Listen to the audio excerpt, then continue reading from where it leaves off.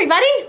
My name is Haley, and I love hunting for treasure and all things ancient. And I've discovered a very ancient flower! So, I've got a flower pot, some dirt, and some seeds. Let's get digging. These seeds are for a flower called King Solomon's seal. So, they should remind us to have wisdom. Wisdom is finding out what you should do and doing it. King Solomon is thought to be one of the wisest men who ever lived. Some say this very plant was growing in King Solomon's royal palace. 1, 2, 3! Ta-da! While Solomon was king, he built a palace and a temple for God, and he ruled wisely for 40 years. 1, 2, and 3. Ta-da! Next, we smooth it over. There you go, little guys. Go to sleep. Good night. There! Now we wait for it to grow. I'm watching you. Oh, nothing's growing. What am I missing? Oh, Haley, how could I forget? Every seed needs water to grow. King Solomon would have remembered that. Yay! Yay! Sometimes I wish I could be wise like King Solomon. Do you ever wonder how he got to be so wise? Well, we'll find out in today's story. I suspect I'll be admiring my flowers when you get back. See ya!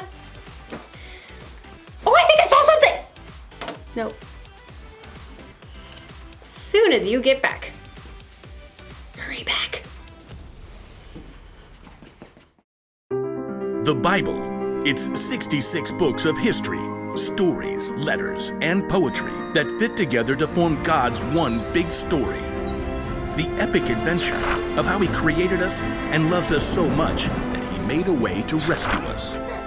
As we travel through the Bible, from Genesis to Revelation, we discover people who met God and found their lives changed forever. Now, for an amazing story, inspired by the book of 1st Kings, chapter 3, verses 4 through 28. Imagine this.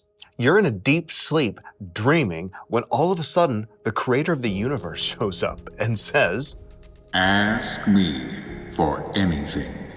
anything. You could ask for anything in the world and have it. What would you say?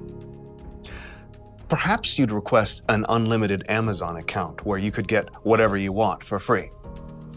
Or perhaps you'd request a flying race car that could be dropped off at the moon or on the beach. Or you could ask to be the most popular kid in school forever. This might sound like a fairy tale, but it's true. It actually happened to a young man named Solomon. When King David died, his son Solomon became king. What are your royal orders, Most Royal Highness?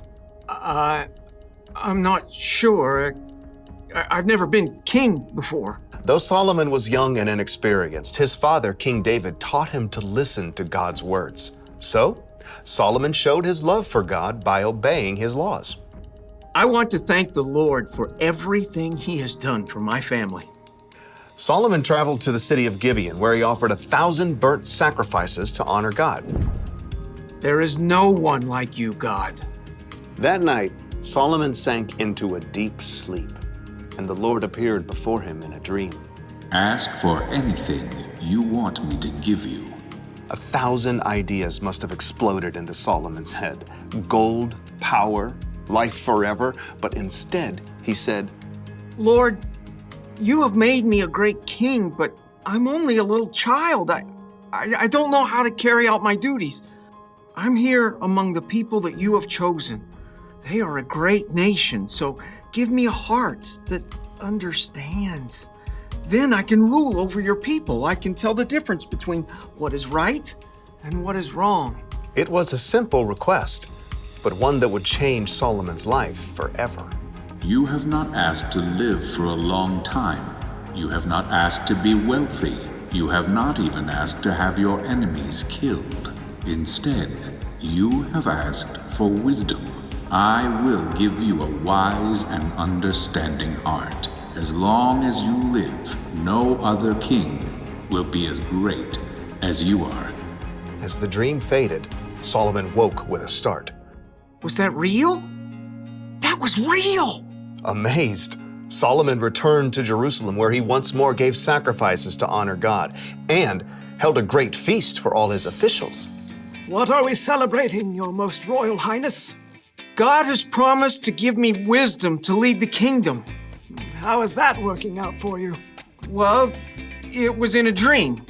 Ah, I see. Perhaps Solomon wondered at first whether he really had received wisdom from God, but this was soon put to the test. Your Most Royal Highness, you must help the people solve their problems. I'll do my best, with God's help. First order of business, we have these two ladies here.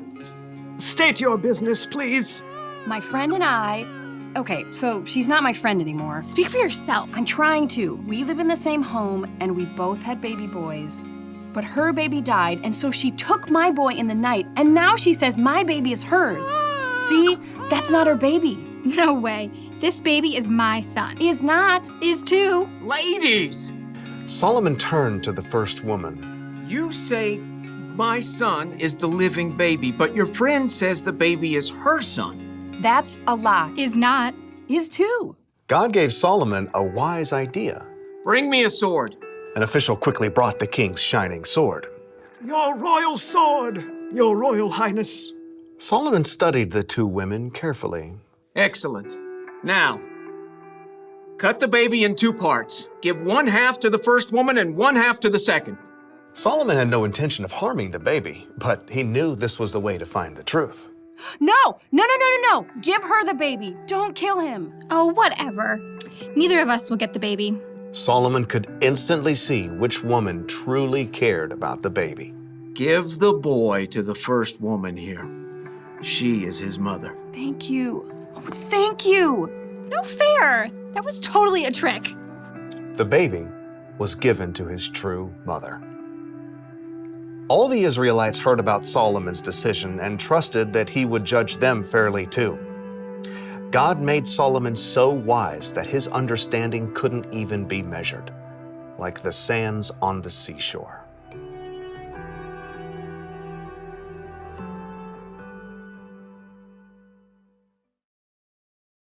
So, plants need water to grow.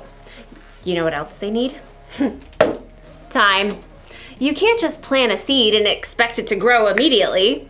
In fact, this plant's seeds takes at least 2 years before they sprout. That's a lot of waiting. Waiting for wisdom can feel like that. When Solomon asked God for wisdom, chances are he didn't wake up the next morning as one of the wisest men on earth. No, it took time for his wisdom to grow.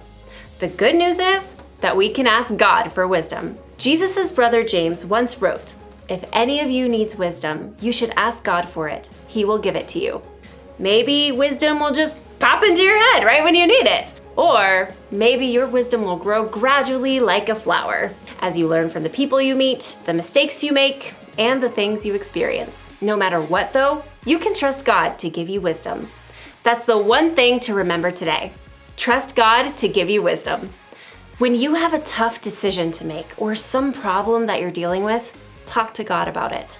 Ask Him for the wisdom to know what to do. Then look and listen. If you're having trouble understanding what God is trying to show you, ask someone you trust to help. Wisdom may not come as soon as you think or in the way you think it will, but keep digging. God wants to share His wisdom with you. So, looks like these little flowers aren't gonna grow while I watch.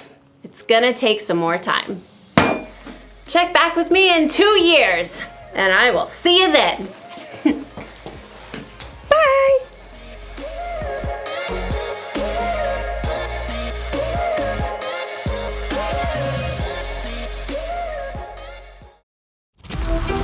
Bye.